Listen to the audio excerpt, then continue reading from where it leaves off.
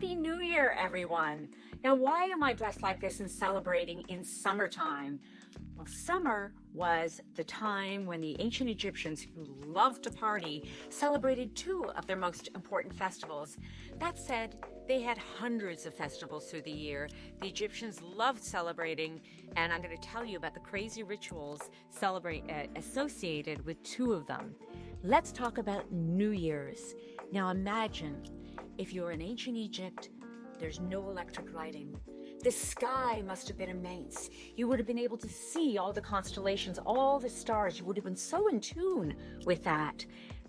And that's why they were able to see in the summertime when Sirius, they called it Soped, the heliacal rising of this star, which would signal to them the coming of the flood season, Opet, the first of the 3 seasons of the year.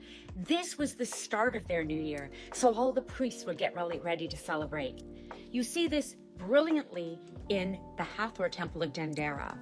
So what you see on the ceilings is the goddess Nut swallowing the sun and it traveling through her body and her giving birth to the new day. But in Dendera, it's not just any new day. It is the new day of the new year. And there's even this wonderful ritual that you can see on the walls of the temple where the priests go into the sacred crypts. Now there's about 8 crypts open. In Dendera, actually, there's 3 crypts open. There's many crypts there. These are not scary places for dead bodies. These are secret chambers for sacred items. They would take out the sacred statue of the gods, and you can see them walk the god up the western staircase to this rooftop shrine. They place the statue of the god in the shrine on New Year's Eve, so that the first ray of the sun would hit the god in the morning, the statue, and it would be the first to be rejuvenated with those life-giving rays. This would not only recharge the power of the god, but recharge the entire universe with ma'at, with life. Pilgrims would come from all around to witness this wonderful event. Then after, you can see the priests carrying the sacred statue back the eastern staircase at the end of this festival. Wonderful. Let's talk about the Opet Festival, and the most famous in Egypt, celebrated during the New Kingdom between Karnak and Luxor temples. Now, the great gods of Thebes, ancient Waset, were Amun, Mut, and Khonsu. This is an opportunity for them all to get recharged in their energies. So, after New Year's, maybe the second week of the season of Akhet, what was happening in Egypt? Well, the floods had emerged, which means the farmers couldn't work the fields because it was underwater. So everyone would gather for this great festival. They knew they'd be fed, they'd get great entertainment, and they might get a glimpse of the gods.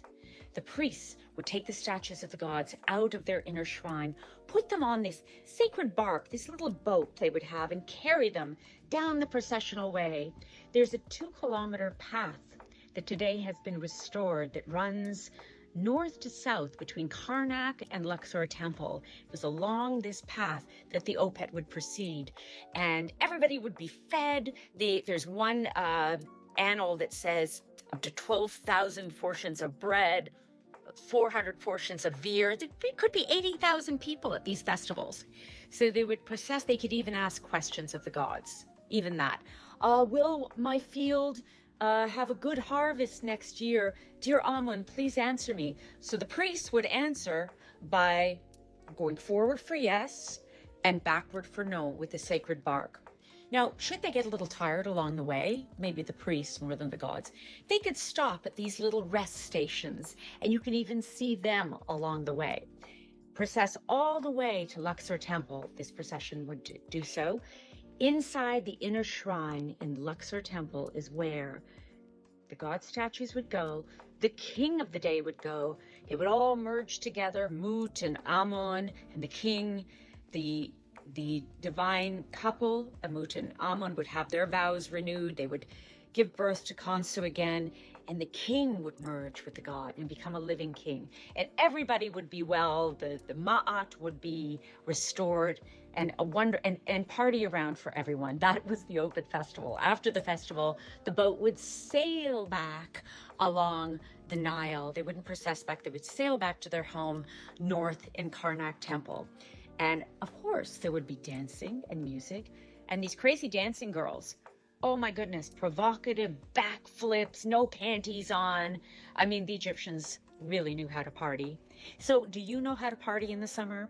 Do you need to rejuvenate your spirit? I think we can all take a little wisdom from ancient Egypt and learn that in the warmth of the rays of summer, maybe jumping in the sea or a lake or a river, we can all replenish ourselves, recharge our batteries so that we can keep the world turning, keep our world turning, and enjoy life. I wish you all a wonderful summer.